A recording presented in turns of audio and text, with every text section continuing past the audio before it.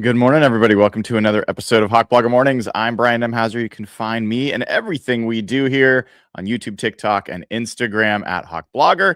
And if you like to listen to us instead of watch, which I can definitely understand, you can do that on any audio podcast platform, but Apple Podcasts, Spotify, and obviously you can get ad-free audio at patreon.com/hawkblogger, which also gets you access to the Discord server where you can hang out with the whole fun, kind community over there on Discord, which is pretty fun. And this is impossibly the number one Seahawks podcast on the planet for the number one football team on the planet, your Seattle Seahawks. And let's talk about what is going to be a interesting week ahead. I had to kind of remind myself why this week could actually be bigger than next week for the Seahawks. I'll explain a little bit more in a second. I'll also, if you're in the area and interested, or you just like to listen online, I'm going to be joining Brock and Salk here at 8:30 this morning. So a little bit extra with me. If you want it, it'll be there over on either the Seattle Sports YouTube channel, or you can get us obviously on the Seattle Sports app and all that kind of stuff. So that'll be coming up at 8:30. And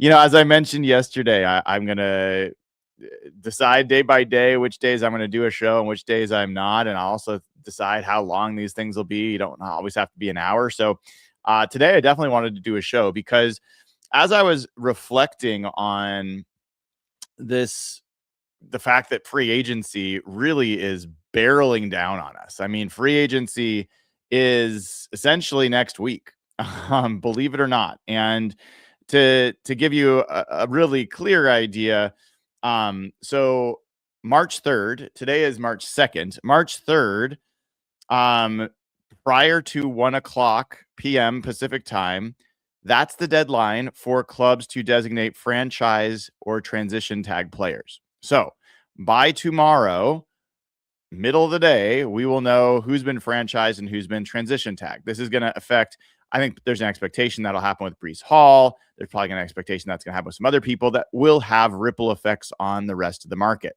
Okay. 2, March 9th. March 9th, which is, just so I have this in front of me, March 9th is next Monday. So a week from today is when the quote legal tampering period starts, where there can be contact between agents and teams. And this is all very silly because they've been in contact for a long time anyway. But that's kind of where things go. So a week from today, essentially free agency starts. Well, why does this week matter so much? This week matters because John Schneider was at the combine last week. John Schneider met with agents last week across the league, across the free agents that they already have for their team, for other teams, got a gauge for what the market's going to be, like he does every year at the combine. He then flew home, and yes, he's doing prep for the draft and getting caught up, as he said he is doing. But he also now has the information he needs to make a number of decisions about which free agents he's going to try to re-sign, which people he might try to trade for, all of that ahead of free agency. Think of this as a new period in the NFL that matters. It's a very short period, but it is the time between when the combine finishes and when free agency starts. It is somewhat similar to how free agency precedes the draft. And what you do in the draft is at least partially determined by what you've been able to accomplish in free agency. So this period before, I don't know what to call it. If you have ideas, share them. But the little happy center between the combine and free agency, this is where GMs, especially guys like John Schneider, make the moves to determine what they will and can do in free agency. What do I mean by that? Well, last year at this time, I'll walk you through the timeline just to give you a very clear idea of how momentous this week can be. Last year at this time, well, March 2nd, which was today's date, was when the combine ended. So a day later, or at least calendar date later. By March 7th, 5 days later, Geno Smith had been traded. 2 days after that, March 9th, DK Metcalf was traded. Now, officially, DK Metcalf was traded March 13th, but the deal was announced announced by, I think, Ian Rappaport on March 9th. The legal tampering period for free agency last year was March 10th. So at this time last year, Geno Smith and DK Metcalf were still Seahawks. And keep in mind, the Seahawks, including Mike McDonald, went into the combine saying, we expect Geno Smith to be our quarterback. Why is this even a conversation? There was no interest in trading DK Metcalf. And like literally 1 week later, neither player was on the team. So a lot happens this week. There was also, let me pull this up, make sure I've got the right date. Ernest Jones, signed with the Seahawks. I'm trying to remember when that happened. That happened March 11th. I'm trying to see if, oh yes, March 9th. So again, the same date that DK Metcalf was traded, the Seahawks extended Ernest Jones. So again, you can negotiate with your own free agents prior to the legal tampering period. So what does that mean? What does that mean? It means that we should be on the lookout for the Seahawks to make any trades that they intend to make. We should be on the lookout for any. I saw somebody, I like this from 12 for Life, Go Hawks, says pre-agency. I think that's good. Pre-agency. I like that. So you're going to look out for guys that they can extend that are up for extensions. We'll go through that list again just to remind everybody. Look for trades that they possibly could make. And then also the moves that they don't make are going to speak loudly as well. If there are guys that they do not extend this week, I think that there's a decent chance that they're more than likely going to be gone. Like that's just how it usually works. It's not a done deal, but that's a pretty good guess. So as we look at this, I would say, I'm looking at some old dates as well, just to see if this was just a last year thing. In the 2024 offseason, you had, I think Leonard Williams had come to agreement ahead of in pre-agency. Tyler Lockett had his contract restructured 6 days before free agency. Seattle released Jamal Adams and Quandre Diggs and Will Dissly. So they had a lot of salary cap moves to make. Part of what you're trying to figure out is what's the money you have to spend in free agency. So you don't want to go into free agency, spend the money, and then find out you could have made a big move. 2023, the Seahawks in pre-agency signed Geno Smith to a contract extension prior to him hitting the open market. Okay. 2022, before this is pre-agency, the Seahawks traded Russell Wilson. They made the Russell Wilson move. They also released Bobby Wagner that same day. So there have been a number of examples, and there's more than that, of what happens this week. So what do I think is going to happen? Well, one, I told you all yesterday, Jeff and I were talking about that I think Maxx Crosby is getting traded. I think he's getting traded this week. I think that the Seahawks are one of the teams that are going to go hard after Maxx Crosby. That doesn't mean that they're going to be the ones to get him. Now, I talked about that yesterday. I explained my reasons. I can explain them again real quick. Let me do that quickly. Why do I think the Seahawks are going to go after Maxx Crosby? One, edge rush was it was good, but the edge pass rush was not great last year. It was not as good as the interior pass rush. I think edge rush is an area of improvement and opportunity for this team. Two, I think that if you look at the edge position for the Seahawks, you've got a question mark with DeMarcus Lawrence, not only whether he's going to retire, but whether he can play as many games as he did last year and play as big of a role. You've got a question with a $19 million cap hit for Uchenna Nwosu, whether or not he's going to be here. You've got Boye Mafe, who is almost certainly leaving via free agency. So you've got what has gone from a really strong edge room to maybe one where you're having to really count on Connor O'Toole and Jared Ivey and some of these other guys to develop, which they might, but it's a big question mark. You don't go into a season just counting on undrafted free agents from the year before to become your starters. You don't build a roster that way, especially for a position that important. 3, we know that John Schneider has actually made multiple attempts to acquire Maxx Crosby. First, when they went to trade for Geno Smith, they tried to include DK Metcalf and say, we'll take Maxx Crosby in return. And John Spytek and Pete Carroll last year said no.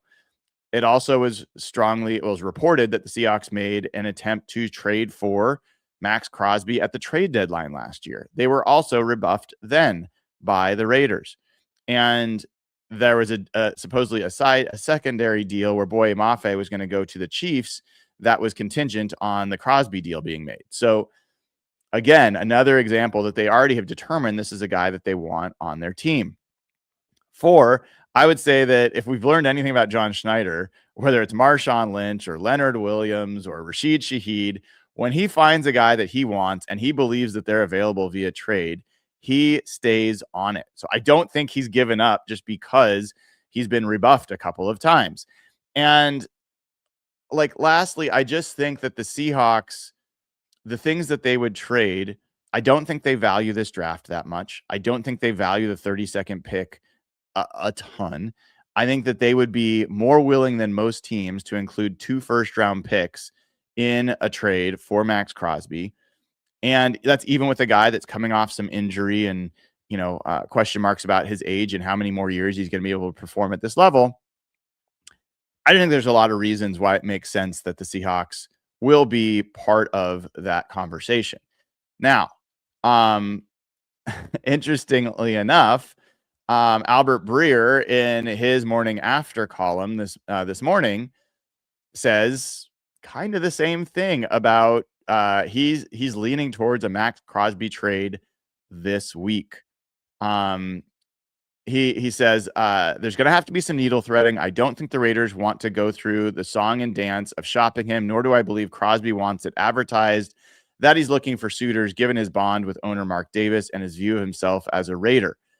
So he goes on to list some teams that could be interested. He does not list the Seahawks. I don't care that he didn't list the Seahawks. The Seahawks have been very good at not leaking their moves for years. So that doesn't matter to me.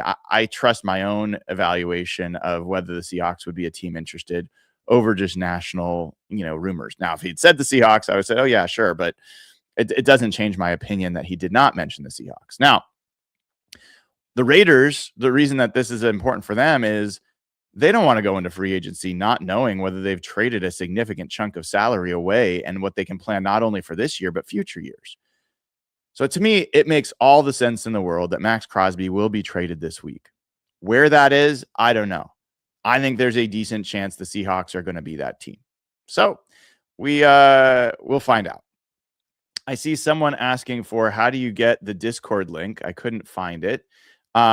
So this is to the Patreon Discord thing, as well as YouTube if you're a club level member.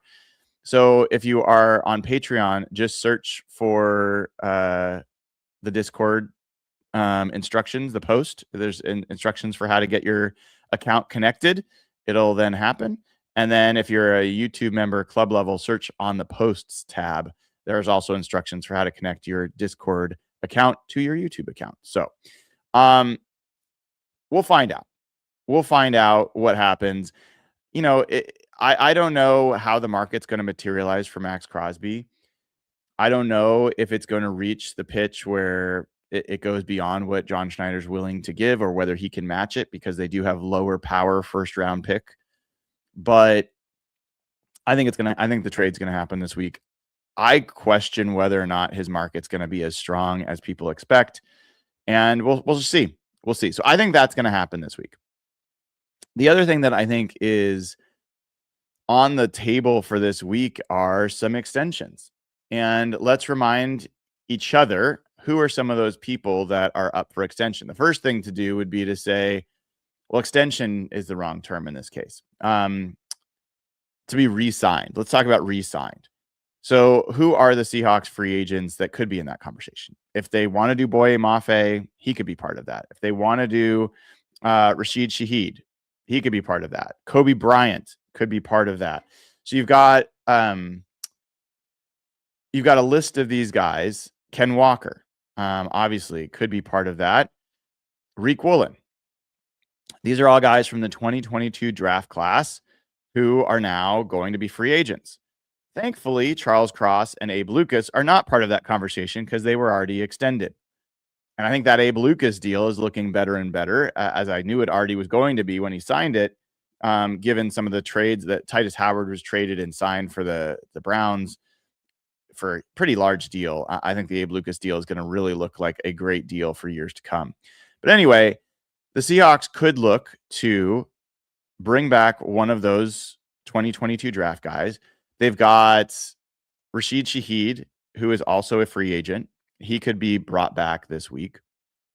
And of those players, the guys that I think are most likely to potentially be signed before the week starts, I would start with Rashid Shaheed. I think he is maybe the most likely to get done. I don't think from a roster perspective, I don't know that it's the smartest thing unless they get a good price. I don't know that that's the position to spend your pre-agency dollars on unless you get a good deal. Now, the reason I think it could happen is because I think that Rashid Shaheed wants to come back. In fact, I know he wants to come back, and I think the Seahawks want him back. Usually when that's the case, there can be a deal struck, and we'll just find out. Like that's what this week's going to be about, is if Rashid Shaheed does not sign that deal, then I don't think he's coming back. I think if you let him hit free agency, that is a sign that the price was just too high. So that is one guy. Another guy is Kobe Bryant. Now, you might not think this makes a lot of sense because the Seahawks they've got Ty Okada, they've got Julian Love, Nicky Minori could potentially play there. They could develop and draft. That's a good safety draft. But I know that the Seahawks wanted Kobe Bryant back. I think Kobe Bryant wants to be back. I don't know that for sure. I think he wants a good contract. But if what he finds from his agent this past week, because it's not only the GMs that are doing having those conversations, the agents are trying to figure out what their market is.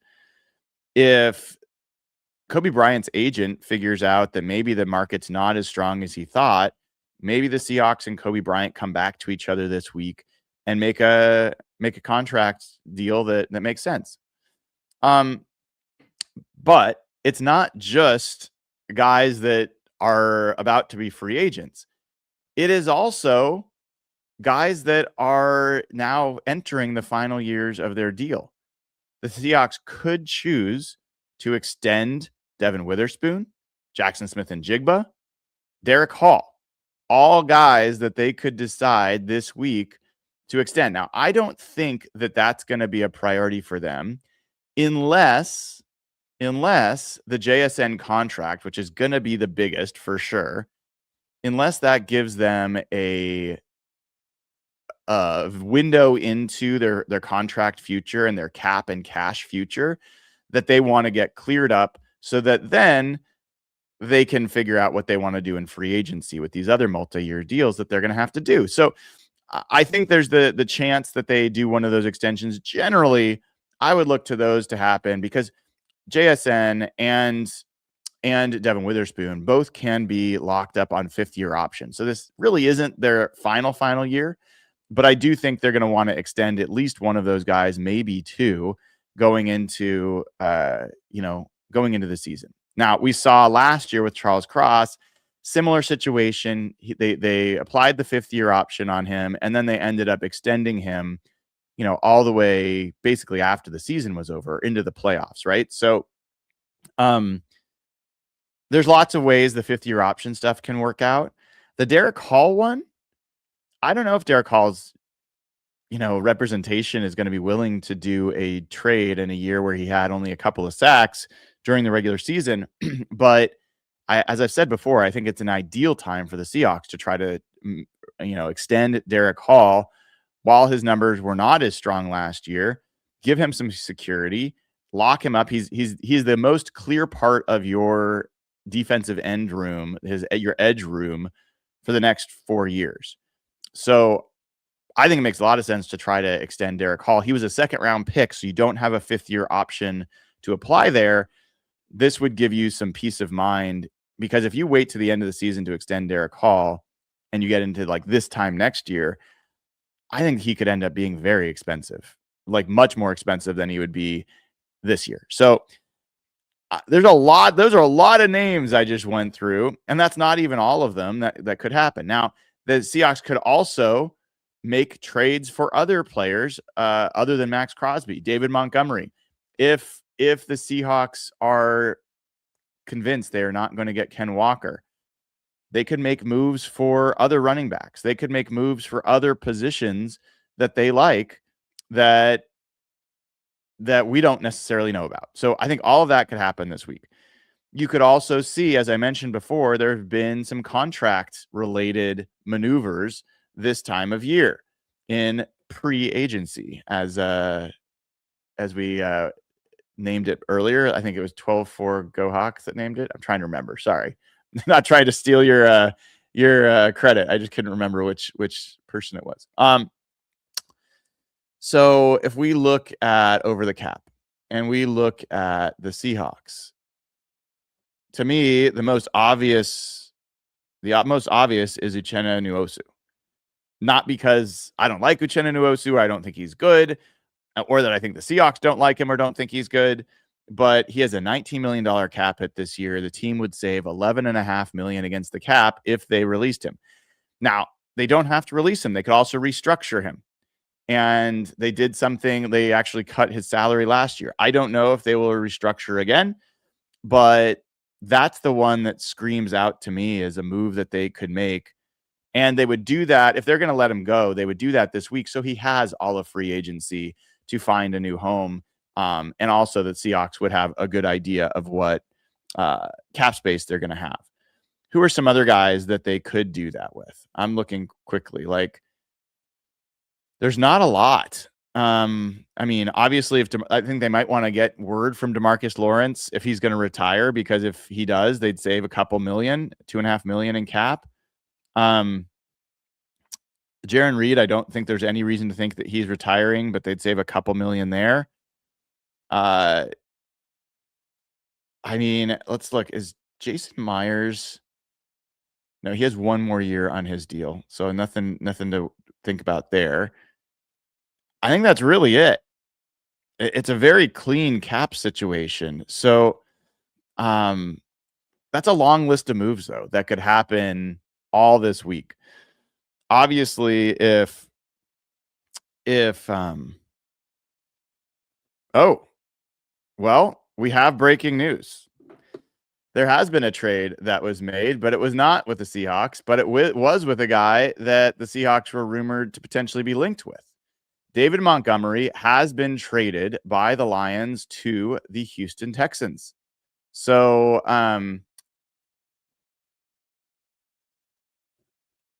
that's an interesting start to the week. And as Jeff and I talked about yesterday, this was a guy that was rumored to be on the move. He questioned whether or not, like, I think the rumor was that he wasn't happy in Detroit, and he said, well, who told you that, or something along those lines. Jeff and I both dismissed whether or not he dismissed the rumor. It was pretty clear that he was going to be moved. That someone wanted him out there. So that is another move, the second move that the Texans have made. They traded their right tackle, Titus Howard, to the Browns as well.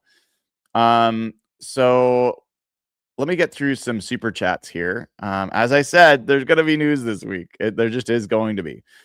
Italian Knight has gifted 50 Hawk Blogger memberships. So generous. Italian Knight has done this so many times, and always really grateful for the generosity, and hopefully you take a chance to thank him. If you get one of these free memberships, the way you get one is you make sure you turn gifting on for your YouTube account. If you don't know how to do that, search on Google for how to turn on gifting. And then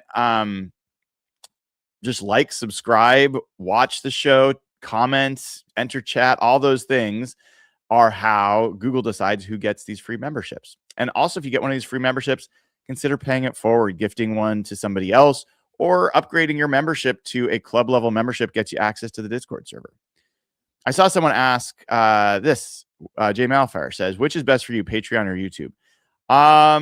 Patreon, slightly. So I think I get a slightly higher percentage of revenue from Patreon.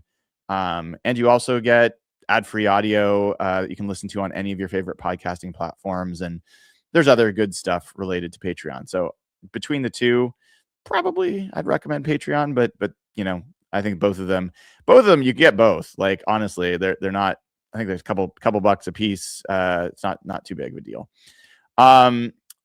Daniel Haltanius says, do you think the Hawks will restructure or extend any contracts to create cap space? If so, which? How many free agents do you think we keep, and do you prefer any? Wow, that's a lot of questions. It's a lot of questions. I'm not sure I'm going to answer all of them. That's a whole show right there. I would encourage you to listen to some of my past shows, as I've answered all those questions before.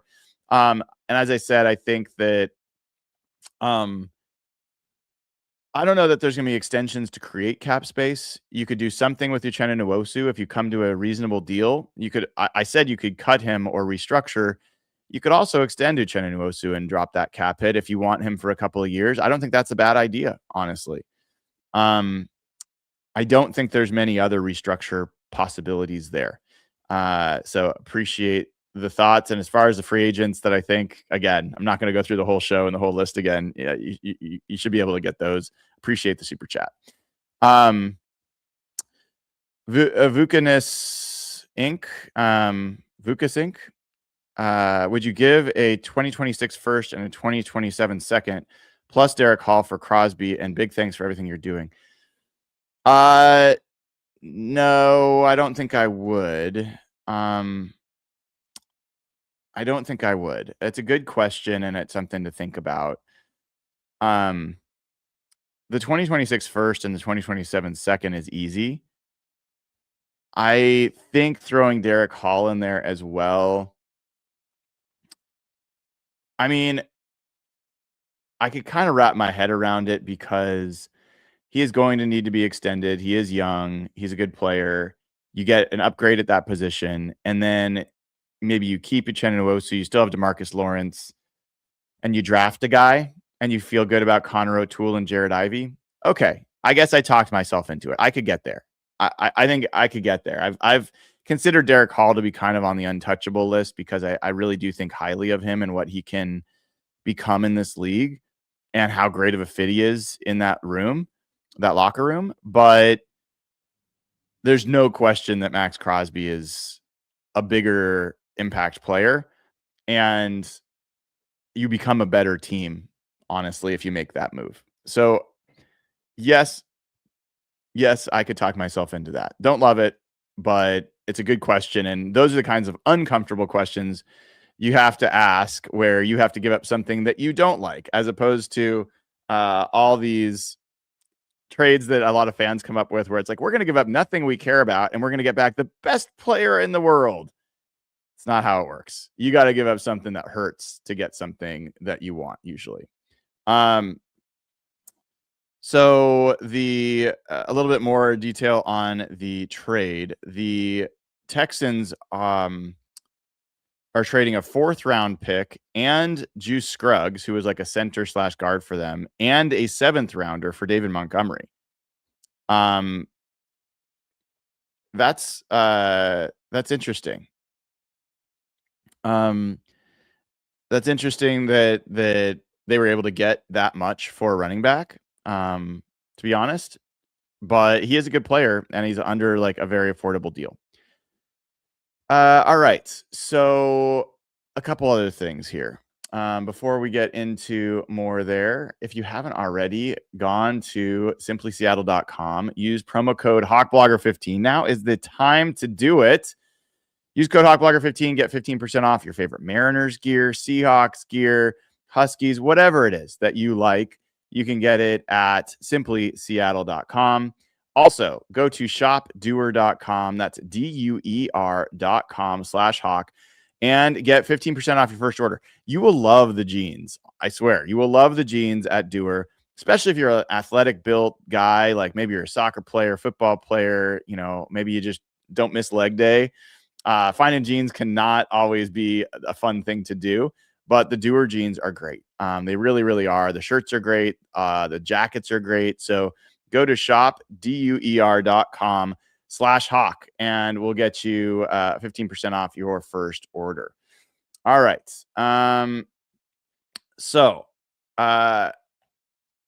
couple other things I'm going to get to, and then I'm going to I gotta respond to a call I'm getting real quick. Sorry guys, this is one I can't ignore.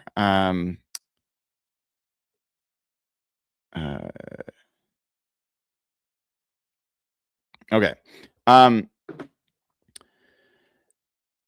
So only other couple things that I wanted to share were that there were some guys that worked out that really helped themselves in this combine. And some of them are going to potentially have an impact on what the Seahawks do.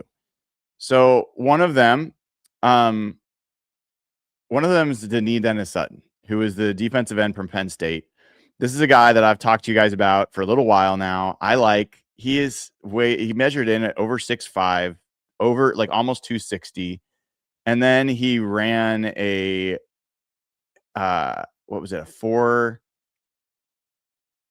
Let me see this. Sorry, I can't quite read it. A 4.6 340 at 256. And he had a 39.5-inch vert. He just tested really, really well. And I think that he's a guy that could be in that second round conversation for the Seahawks, is an interesting fit for them. Another thing that I think is worth paying attention to is Spencer Fano. So Spencer Fano is a guy that had short arms. There's people that thought as a tackle he might be one of the top players available in this class. But the interesting thing is now, with his arm measurement being as short as it was, there's a chance people are talking about him converting to guard.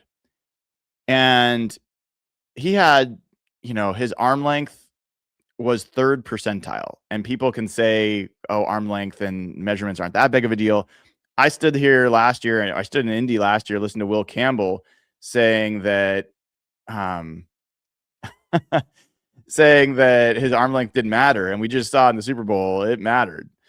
Now, in the latest post-combine mock, Trevor Sikkema has Spencer Fano going to the Ravens at 14. That still probably, makes him out of reach for Seattle.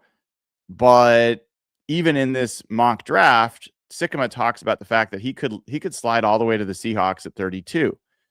If you can get a guy that is physically, like talent and tape wise, a top 10 level tackle, but has from a measurement standpoint is a guard in the NFL, that could be a really high level guard for you.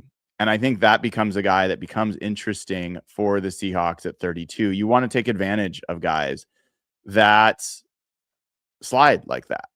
So that's another guy that I think, I don't know, he didn't necessarily help himself, but he might have helped himself to Seattle.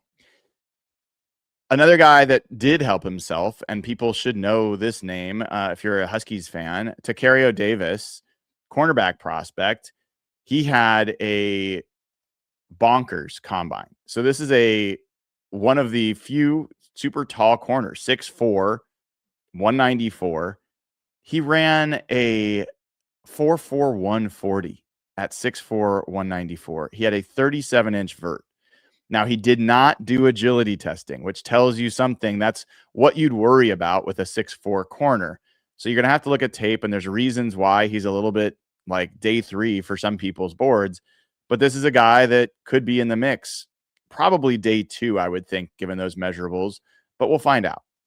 So those are a couple of the guys that to me, I think helped themselves and could have found themselves in a situation where they're going to be heading Seattle's way. Malachi Lawrence is another edge player who I liked what I saw from him at the combine. I don't think he's necessarily the game breaker, but again, this is a guy that you could be talking about as a day 2 second round pick, since you're picking down at the low end of the second round. There's a few other guys that might, I still am really confused about why Kenyon Sadiq is mocked so consistently down at the bottom of the first round. I think he's going to end up higher than that, so it probably doesn't matter. But if he falls to the Seahawks, I mean, again, I still think that that's a guy that you have to think about. The last guy I'll mention that's not for the Seahawks, but I think you're talking about, if Ty Simpson falls down to Seattle's spot, then the chances of a trade back increase for Seattle. So that would be the other thing that I would just mention there is, you're kind of cheering or rooting for Ty Simpson, the quarterback, to be available when the Seahawks are picking, so that some other team is willing to trade up to get that 5th-year option on a quarterback choice, which is what you get at the end of the first round. That's the value of the first round pick, really. But we'll, you won't know that until you get into the draft. All right. So just checking Venmo Super Chat, see if there's anything there. There is not. Venmo.com/Brian-Nemhauser. And folks that have been looking for my book, which, by the way, we did not care. This is available still in stores like Costco, Safeway, Barnes & Noble, Target, I think, Safeway, like all these places. Anyway, Circle K. If you pre-ordered that book, hawkblogger.com/book, and you're wondering where it is, the books, for whatever reason, have to be driven from the West Coast to Chicago to the distribution warehouse, and they should now be getting shipped out this week. So I'm hopeful that all of you will get your books this week. Sorry for the delay. It's a little bit crazy to me how the logistics work, but I have zero control. So I'm just the messenger here, but I think you should start getting those books shipped out this week. Hawkblogger.com/book gets you that a copy of the book, and I will continue to try to look for places to do book signings. I haven't signed up for haven't done any more since before the combine, but I will definitely look into that. All right. I think there's a question somewhere in here that I might have missed. Let's see. Oh, someone's asking if my show today is based off insider info. That's a funny way. I was going to say absolutely not. It's not a report. I'm not saying I talked to somebody, but I do cover the team, and I do talk to people that cover the team, and I talk to people across the league, and I talk to people that work with the team. So I do have a lot of information that I use to base these things on. But most of what I'm talking about today is just based off of the past is the best predictor of the future. And the Seahawks past has indicated that this pre-agency week tends to be pretty meaningful. So if you have not, if you did not click like, subscribe, and click the little bell to get notified when I go live, now's the time to do it. I see people in all caps telling me that David Montgomery was traded. I already talked about that. And please, no caps, all caps in chat. Thank you. So I just think that this is about looking at what the Seahawks have done before and expecting it to happen again. So the reason I said click the bell to get notified, because I very well could go live at multiple random times this week as big news breaks. I think that most likely a lot of the news will happen later in the week. That's a guess, because let's say the Crosby news. You're going to take all the time you can, if you're John Spytek, to get the best deal you can. Unless someone just hits your asking price, if you're not getting the price that you want, you're going to wait and then take the best deal. So I would expect like Thursday Friday, those are the kinds of times that I'm starting to think the Maxx Crosby deal could be consummated. And then again, Rashid Shaheed, that could be a Thursday, Friday kind of thing. So these are all just my guesses. My best guess right now, I mean, the odds are you don't get Maxx Crosby. I'm going to put my money in there and say I think that it's going to be very clear the Seahawks at least went very hard after Maxx Crosby. That's my guess. I think the Seahawks, I think they are going to sign Rashid Shaheed before free agency begins. It's just that is not a logic-based thing. That is a pure gut, like reading how I think all the parties feel about themselves. I think that there might be a couple other moves in terms of roster, like cap, like maybe the Uchenna Nwosu move gets made. But honestly, they have enough cap space. They don't need to make that move now unless they know for sure that they're not going to bring him back. If they don't, they might just say, okay, well, we're going to wait and see how things pan out before we decide what to do with your situation. So I do expect it to be active. We'll be here to talk about all of it. I will be on with Brock and Salk here in about 10 minutes at 8:30 a.m. Pacific time. So if you want to head over, watch us there, you can. I think we'll be talking a little bit about the combine and looking forward to catching up with those guys as always. All right, guys, take care. Have a great rest of your day. I'm Brian Emhauser. This has been your Hawk Blogger Mornings for Monday.